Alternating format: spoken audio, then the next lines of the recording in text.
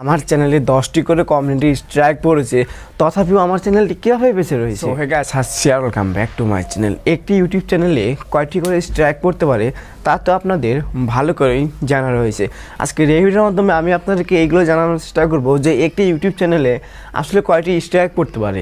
দেখুন, যেমনটা হয়েছে আমার চ্যানেলে, এই চ্যানেলে আপনি যে ভিডিও দেখতেছেন, আমার এই চ্যানেলে আপনারা লক্ষ্য করলেন অনেক দিন হলো কোনো ভিডিও আপলোড করতেছি না, মানে প্রায় 8 থেকে 10 দিন হয়ে গেল কোনো ভিডিও আমি আপলোড করতেছি না। কেন আপলোড করতেছি না?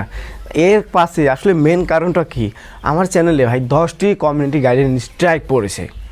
ঠিক আছে, আমার চ্যানেলে 10টি করে কমিউনিটি স্ট্রাইক পড়েছে, তথাপিও আমার চ্যানেলটি কীভাবে বেঁচে রয়েছে। এর মাধ্যমে আমি আপনাদেরকে এটাই জানানোর চেষ্টা করব যে একটি ইউটিউব চ্যানেলে আসলে কয়টি করে স্ট্রাইক পড়লে চ্যানেলটা বাঁচানো যায়, আর কয়টি স্ট্রাইক পড়লে আমাদের চ্যানেলটা আর বাঁচাতে পারবো না, ইউটিউবে আমাদের চ্যানেলটি সত্যি রিমুভ করে দিবে।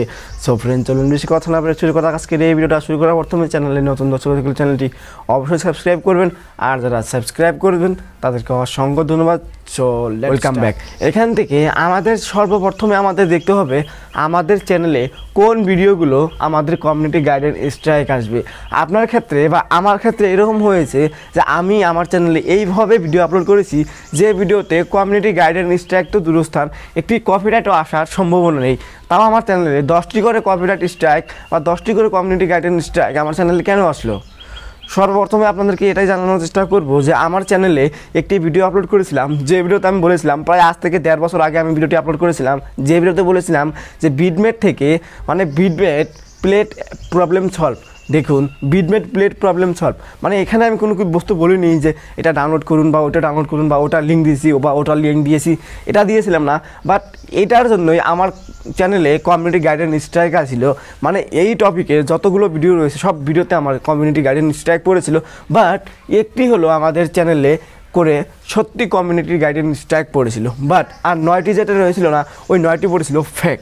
ঠিক, এখন এই ফেক অ্যান্ড রিয়েল আমরা কীভাবে বুঝবো যে এইগুলো ফেক আর এইগুলো রিয়েল?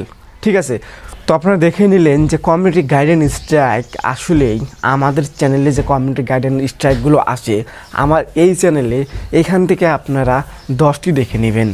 ঠিক আছে, তো 10টি কমিউনিটি গাইডলাইন স্ট্রাইকের জন্য আপনাদের কিচ্ছুই করতে হবে না। যখন আপনার চ্যানেলে 10টি কমিউনিটি গাইডলাইন স্ট্রাইক আসবে তখন আপনি ভাববেন আমার চ্যানেলে 10টি কমিউনিটি গাইডলাইন স্ট্রাইক আসেনি, বাট আমার চ্যানেলে হতে পারে একটি এসেছে, হতে পারে 2টি এসেছে, আর যেসব এসেছে সব ফেক এসেছে।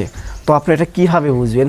ওইখানে যখন আপনি যাবেন ওইখানে কিন্তু 10 of 3 দেখাবে অ্যান্ড 1 of 3 দেখাবে।